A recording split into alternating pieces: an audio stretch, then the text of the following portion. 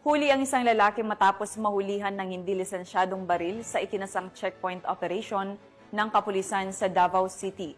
Nakibalita dyan si Patrolwoman Reyna Rose Disipulo. Arestado ang isang lalaki matapos mahulihan ng hindi lisensyadong baril sa isang fixed checkpoint sa Likanan, Lasang, Davao City. Bandang alas 11:30 ng umaga noong Agosto 28. Ayon sa ulat, nagsagawa ng checkpoint ang matauhan ng Bunawan Police Station, Second City Mobile Force Company at Task Force Davao sa nasabing lugar. Habang isinisagawa ang inspeksyon, nasabat sa albrasado na may dalang isang .38 caliber revolver na may lamang 2 buhay na bala.